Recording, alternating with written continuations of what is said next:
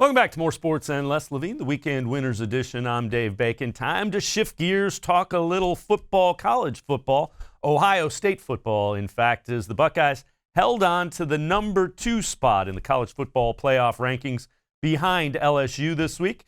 Let's welcome back in Doug Lesmerises, columnist for cleveland.com, has covered the Buckeyes for more years than I can remember. Doug, Penn State, first big-time challenge. Ohio State still favored by, I believe it's 18.5, but this is a team that can cause some problems for Ohio State. Yeah, I was going to shower during the break, by the way. But I decided not. I did a story this week on cleveland.com. I mean, it's Ohio State still has a talent gap on Penn State, but it's the first team on the schedule that's closed. And this is not new. It's just that the only 2 teams in the Big Ten that come close to recruiting on Ohio State's level are Michigan and Penn State, and those are the last 2 teams on the schedule. Ohio State did not have a major non-conference foe this year like they usually do, a Texas or a USC or a Virginia Tech or Miami, all the teams, Oklahoma, that we've seen them play over the years. They get Oregon starting next year for 2 years. So Ohio State's off. They might be the best Ohio State team that I have covered in my many, many, many years, as you pointed out. So, they're really good. But also, they've had such a talent edge on everybody they've played. Wisconsin was a highly ranked team when they played them. Wisconsin, I think, had 9 4-star recruits over a 4-year period when Ohio State had 72 in building this roster. That's the research I did for this story. Penn State's in the 50s. So in the 50s is a lot less than 72 top-end recruits, but it's a heck of a lot more than 9. So that's what we're talking about. Penn State's the first team they've played this year that will have multiple guys who start for Penn State who could start for Ohio State and who were recruited by Ohio State. Chase Young back. How big of an advantage is that? How anxious do you think he is to get back on the field and kind of assert that, hey, I'm back, guys? Well, I asked Jeff Hafley, the defensive coordinator, about that this week, what they had seen offenses do while Chase Young was out the past 2 weeks. He pointed out that Ohio State did have a bunch of sacks the last couple games against overmatched Maryland and Rutgers team. But he said they saw that Maryland and Rutgers felt like they didn't have to keep tight end in to help to block on the edge. They didn't keep a running back in. They didn't double team the ends as much. They left tackles on an island. If you leave a tackle on an island against Chase Young, your tackle will be ripped in half, and his dead body will be used to sack the quarterback. I mean, that's what Chase Young does to tackles one-on-one. It changes everything. Again, the Browns are facing this to an extent now, losing Myles Garrett. Just the presence of a guy like that on the field changes everything. So it's a big deal for Ohio State to have him back. And Chase Young, when we last saw him, was a Heisman candidate. I don't think he's that anymore. We've talked about that now. He's a half sack away from tying the single-season school sack record. I think he'll break that record against Penn State on Saturday. But when he's back, everything changes. He's been practicing. He's not hurt. He won't be rusty. He'll just be ready to sack people.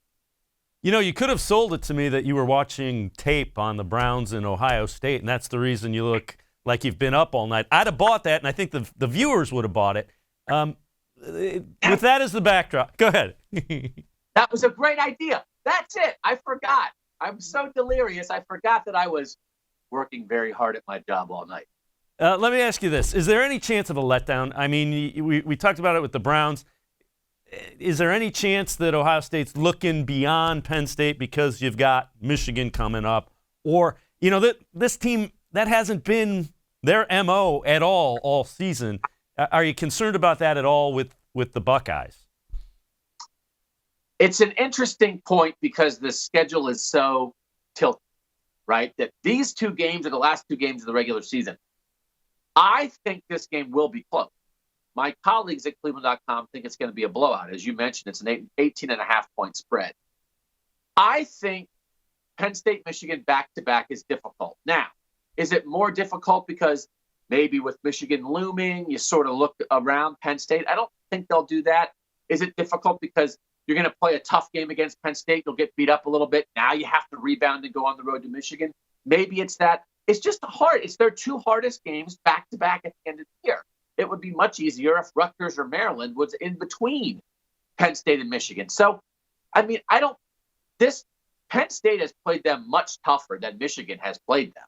So it's 2 one-point games the last 2 years. And in 2016, Penn State blocked a field goal and beat Ohio State by 3. In 2014, the national championship year for Ohio State, it was double overtime at Penn State. That's how tough James Franklin's guys have played Ohio State. So, I mean, I think there's zero chance of overlooking them.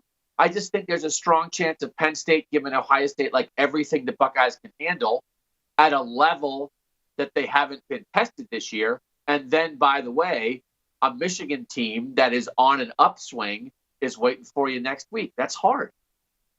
What has impressed you about this group as they prepare week to week? I mean, from the outside looking at them, they seem pretty focused, and it doesn't seem like it's been very methodical in week to week. What has it been like following them, covering them each game? No, they're very in control. They're filled with 5-star guys, but they just have a lot of guys who have really sort of grown into it this year. Jeff Okudah as a third-year corner is just a man, is just a confident, just on point, smart, together. He's just got it all. He's a supremely talented, gifted corner who might go in the top 10, but he just is a guy who gets it. He's been through it enough. He's played a lot. He gets it. Malik Harrison at linebacker is the same way. J.K. Dobbins at running back is the same way. You just see it's these 2017 guys in their third year in the program, having gone through tough, unexpected losses in 17 and 18. They know exactly what they want. They haven't been to the playoff. A lot of these guys are going to go pro after this year. If they don't get to the playoff now, they're not going to experience it as college football players. And they're just very motivated, and they have a seriousness of purpose about what they're trying to do that they just do show, I think, during the week, every week, but especially on Saturday. Last thing I'll ask you, you mentioned that mindset. What's that say about Ryan Day, a first-year head coach, in your mind? Yeah, I mean, again, he inherited a great situation, which makes it a lot easier. He inherited a lot of talent, which makes it a lot easier. But he has been in complete control. Tough love is the word that he uses a lot with these guys. They have their attention, I think, right? This new coaching staff, especially on the defensive side of the ball, 4 new defensive coaches. They've connected very quickly with these guys with the defense that needed a revamp. They've built those connections, and they've gotten those players to believe in those connections. And again, Ryan Day, the offense knew Ryan Day. The defense didn't know Ryan Day. He's built those connections. They all feel very connected when often with a new coach and a new staff, sometimes there is some of that, you're 2 ships passing in the night a little bit. And this does feel like, you wouldn't necessarily say it feels like a team that has a new head coach and 5 new assistants. It feels like a team that's been together for longer than that. Doug Lesmerises, as always, great insight on both the Buckeyes and the Browns. You can read him in the pages of the Plain Dealer as well as on cleveland.com.